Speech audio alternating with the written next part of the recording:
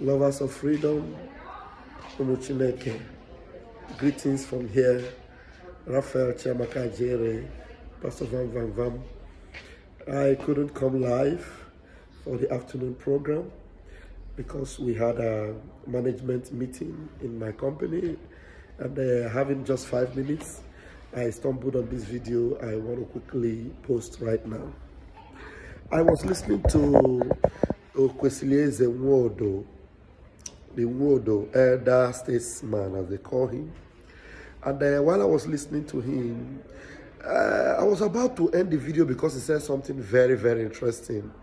And it rang in my mind and said, like this: if you have committed a lot of sins against Biafra and against Umuchineke, and you acknowledge this that you just said now, then your sins could be forgiven if you will make a new path for yourself. But unfortunately, I had to listen more because the video is 5 minutes, where it got to a point where the elder statesman, as he would always be called, began to say we are not going anywhere, as in saying that they will remain in Nigeria until they get what they deserve in Nigeria. And this is the same man that have, acknowledged that with 20 pounds they were able to become great as Igbos, but yet says he's going nowhere. You are going nowhere, meaning what?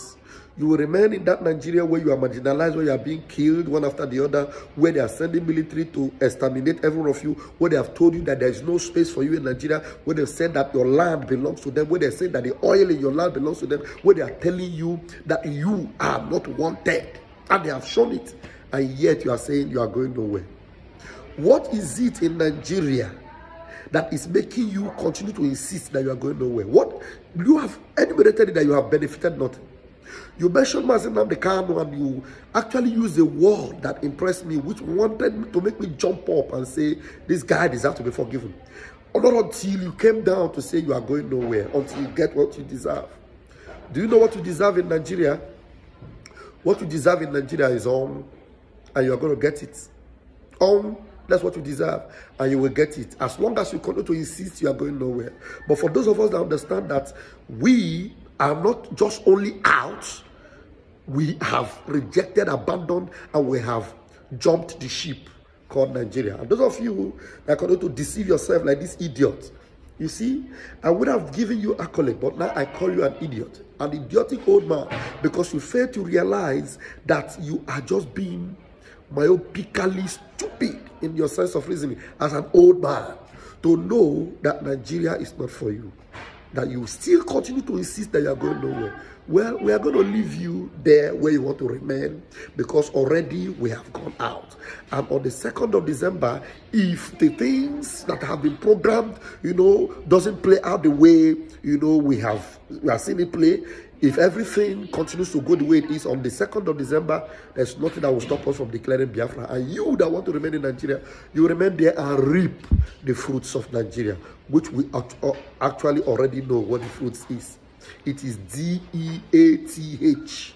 That is the fruits of Nigeria, and that's the fruits you're going to reap, because you said you're not going anywhere. Continue in that Nigeria, continue there, and continue to fool yourself because of the peasants you are benefiting from Nigeria. You don't want to stand your ground and reject what have rejected you. May God have mercy on your soul and the souls of others that are thinking like you. You actually rightly said that Mazi Nnamdi Kanu was kidnapped, and it interests me because some people will say arrested and all the what have you, but you use the right word, and yet your senses are still deep, dark and closed, and you are still wallowing in the darkness of Nigeria. I don't know what has happened to you, and I hope if you can see this message, I hope you receive deliverance. So know that it is either you leave Nigeria or Nigeria will buy you. My name is Raphael Chiamaka Jere, aka Pastor Van. By the grace of God, I am the Deputy Minister of Communication, Biafra Republic, Government in Exile, and my Prime Minister is Mazi Simon Ekpa. My Supreme Leader is Mazi Nnamdi Kanu, whom you, Nwodo, have admitted here that Nigeria kidnapped him and continue to detain him against all the odds. Bless you, Biafrans. Share this video and make sure it gets to this owner. and everyone like you. I love you all. Now, the Igbos have received serious bashing in Nigeria. Just look at me, sir. In terms of marginalization. This is a country that has survived going to 50 years after the Civil War, and people were given £20 no matter how much you had in the bank, and they survived with that £20 and are still standing. These were people that were promised rehabilitation, reconciliation, reconstruction, and all those were practicing the breach. 50 years after, we are still fighting in the parliament for a Southeast Commission to do those three things that were promised after the Civil War in 1970. This is a people who, in the last election, showed that they have the population to vote in a president for Nigeria. Now, recently, the gentleman who was championing Oduduwa Republic and was incarcerated in a neighboring country has been released and is free and is traveled abroad. Now, Nnamdi Kanu, who was also championing the creation of Biafra, has been kidnapped, incarcerated, even after the courts have said that he has no case to answer. The Igbo see it as further telling them that they are second-class citizens in their own country, and there is a different treatment for them as compared to others.